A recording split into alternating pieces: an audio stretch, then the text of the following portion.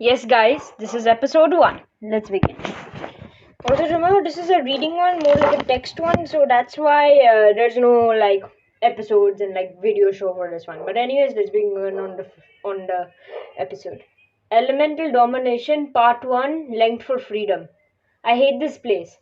Maximino's bellow woke Baranan up. Baranan looked around his room and he got up since he could hear Maximino and Mahendra arguing. He walked up the stairs to the outside of his lair and he looked at a humongous green colored radial titan yelling at a yellow psycho pterodactyl. I am tired of this place. I want to go out. Go out. I can't stay here any longer. As much as you, Maxi. Mahendra screeched back. Baranan, as the leader, decided to speak up. Hey guys, what are you arguing about? Baranan asked, raising his eyebrow. The two dictators looked at him. Maximino's shining silver eyes, which looked like a bright light on him, and Mahendra's angry thin blue pupils, which is like a snake's pupil, scanned him. Vernon thought the power of the glare from both of them would knock him over, but of course, since that was impossible, that didn't happen. There was an awkward pause as Mahendra's exposed scales were casting a beautiful golden glow, as if he were made completely out of pure gold. Maximino's exposed fluff or fur was casting a soft mint ice cream type green color, as if he was a green hellebore. It's because we want to escape from this shitty ass fucking place, Maximino snapped. Don't you? Well, yes, I do, but what can we truly do? Well, yes, I do, but what can we truly do? Varanan replied in a calm, chill manner to calm them down. Only if we try, Mahendra shouted. Varanan could not blame them for being angry. He was too. After all, they were all in this problem together. They all were stripped away from their own lives. You see, they all used to be humans, had normal life, sort of, and normal jobs. They all had a promising future until he came. Joseph Blair, the evil but great scientist who wanted to start his own amusement park, took these innocent people and converted them into these creatures for his business. Vernon, of course, hated Joseph Blair and everything he did and does to them. Joseph Blair kept a dome-shaped electric wire fences over the park so they can't escape. It has been like this for over 53 years. All of them had a good life ahead of them, but with a snap of a finger, it's all gone. But now in the present, they all could only look outside from the electric barbed fence. Even though Mahendra's older half brother Harish, and his younger sister Damini can go to different dimensions, but they have a time limit, which is only 30 minutes to 1 hour, and they are billions of miles away from their destination, so they can't free the others. Varnan was sitting at the fence quietly as he looked out with a sad expression on his face. Oh, how beautiful everything looked. He wished he and his friends can all go out and be free. This has always been like this. He wished he and his friends can all go out and be free, but it's always like this. Hey, Egorov, a loud Hispanic voice said with enthusiasm. It was Musashi Silva. He was a Brazilian male who had akintopsia, meaning he can't detect motion. When he was human, it took him some time to see something is moving, but now with one eye, he can't see movement at all. Like if Baranan was waving at him, Musashi would not see it. But Baranan loved him as a friend anyways. He was hardworking and loyal in the inside of his rude and roasting exterior. But anyways, Musashi laid on the floor next to Baranan who was sitting. Oh hey Sashi, Baranan said with a small smile on his face, since at least he wasn't alone. Want to escape, right? Imagining to see the world? Musashi asked in a kind manner. It was rare for him to ask like that. Taken aback, Baranan responded with, Yes, I do, but when I find a way out, I will take you all with me. I promise.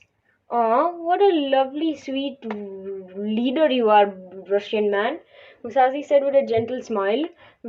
Baranan just smiled very hard before he looked out again. He saw Musashi doing the same thing as him. It was 2 days after Varnan had that conversation with Musashi. He was talking with Mahendra and Maximino now. They were having fun and chatting, well, sort of. But it was all okay and all right until Damini came running into the room. She was in her swimsuit. She was completely wet. The three could tell that she was swimming in the second lake which they use for swimming. Damini was tired and shocked since she had to run across half the park. "What happened, sis?" Mahendra said, wiping his sister dry. "You guys will not believe what I found," Damini exclaimed. "What did you find? Is it important?" Baranan asked, raising one eyebrow. "It's very important," Damini squeaked in excitement. "I accidentally found a hole in the part of the river 'cause I saw this one rock, so I thought it was weird, so I pushed it and— "And what?" Maximino finally spoke after being quiet. Made Baranan jump a bit. "I found a crawl space, but it was so narrow, so I can't fit. But I think that hole can help us escape from this place," Damini said with hope in her eyes. Now everyone was curious. Baranan said, "I'll tell Harish and Musazi, and we'll see who can fit in there." Everyone nodded as Baranan spoke with the other two. They agreed. They all went to the spot as Damini leaded them to it. They could see the space. It was really small and narrow, and because Damini, Mahendra, and Harish, Harthik, they couldn't fit in. Makes sense. But Maximino couldn't either, since he was too large or huge to fit in. So it was taken to Musazi and Baranan. But Musazi was over 1 feet taller than Baranan, so Musashi tried to fit in. He couldn't since he was too tall. So Baranan went into the river, got his clothes wet, and he saw that he fit in perfectly. So he came out and, "Guys, I can fit in the hole!" Baranan exclaimed. The others looked happy. Baranan spoke again. "So I have a plan. You all go to sleep and I'll go into the hole and maybe I can disable the electricity." Harish said, asked, "Ranan, are you sure you'll be able to do that?" "Don't worry, I'll do it. All for our freedom. Don't worry. I will set us all free. Free like a bird." Baranan said as he smiled at all of them. They all smiled back. They all wished him good luck as he was taking off his shirt, shoes, and hat. After he did, he saw them all go to their respective places as he then dove into the river and went into the crawl space. Now he was in the river, moving his arms quickly, but it was hard as it was narrow. As he swam and swam, the place got narrower and narrower as the walls were pressed on him. Although he knew he couldn't die unless someone kills him, but he was starting to run out of air. He tried to surface, but he saw the top was blocked. Although he can break it, but he was very weak right now, so he just tried to swim and swim. Soon his chest and lungs were paining a lot due to holding his breath. He thought he will go unconscious, but he tried to fight it, thinking, "The others rely on me. I can't let them down. If I go unconscious, there might be no hope then. I will swim and swim until I find something to set us all free."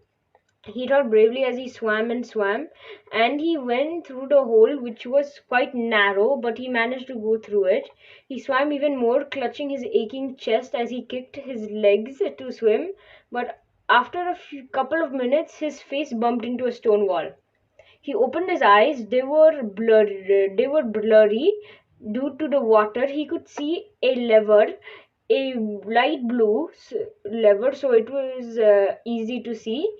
And in white letters above it, it said something. Baran squinted his eyes. His eyes were paining and hurting, but he insisted on himself to read what it said. Thankfully, the letters were in English. He could sort of see it say electric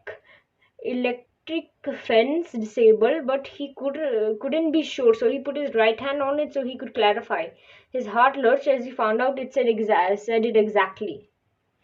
He painfully pulled down the lever and then he headed back. His chest felt as if it will explode. He was pressing his chest with his hands painfully as he kicked his legs and swam. He was about to faint, but he knew he did good until he saw yellow light at the end of the tunnel. He saw it and he quickly swam there, regaining hope, and he came out the hole. When he came out, he threw himself out on land and gasped for air like he had never had before. His chest was tinted in red. He looked around and saw the clock attached on the side. It was 5:39 in the morning. Vernon realized he was in the water for 5 whole hours and 30 minutes. He could see the sun. It never looked this beautiful before. As it washed away the glittery black night sky, he glanced over at the fence and saw the electricity currents were gone. They were long gone. This was it. This was the first step of their freedom. They were all free. Now this will be continued in chapter 2.